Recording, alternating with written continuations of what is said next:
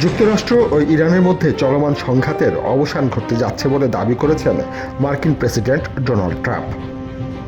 তিনি জানিয়েছেন, যুদ্ধের অগ্রগতি বর্তমানে যুক্তরাষ্ট্রের জন্য অত্যন্ত সন্তোষজনক এবং শিগগিরই এই পরিস্থিতির ইতি ঘটবে। নেভাদা অঙ্গরাজ্যের লাস ভেগাসে আয়োজিত এক অনুষ্ঠানে ট্রাম্প এসব মন্তব্য করেন। প্রেসিডেন্ট ট্রাম্পের দাবি অনুযায়ী তেহরান প্রায় সব শর্তে নমনীয় হয়েছে, বিশেষ করে তাদের সমৃদ্ধ ইউরেনিয়াম হস্তান্তর সহ গুরুত্বপূর্ণ বিষয়গুলোতে ইরান রাজি হয়েছে বলে তিনি জানান।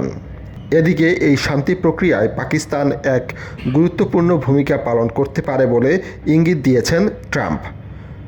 হোয়াইট হাউসে সাংবাদিকদের সঙ্গে আলাপকালে তিনি এক রহস্যময় বার্তা দিয়ে বলেন, যদি ইরানের সঙ্গে চূড়ান্ত চুক্তিটি ইসলামাবাদে স্বাক্ষরিত হয় তবে তিনি পাকিস্তান সফরে যেতে পারেন। The power we have, our military, we have the most powerful military anywhere in the world. I built it 4 years, my first 4 years. And we're still building it. We're building it. We have the best military, we have the best equipment in the world, the best rockets and anti-rockets. You know, if you look at the way we shoot, you know, we had 111 rockets shot at one of our ships. I won't name the ship, but it was a beauty.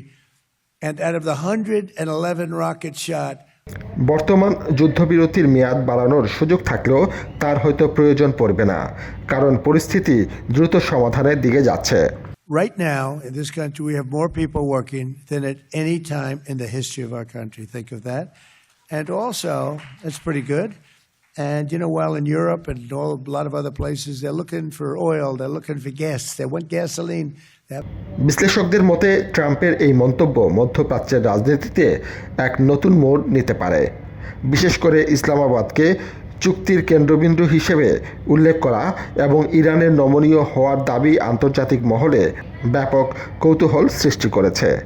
এখন দেখার বিষয়, সত্যি কোনো বড় চুক্তির মাধ্যমে এই দীর্ঘদিনের উত্তেজনা অবসান ঘটবে কিনা।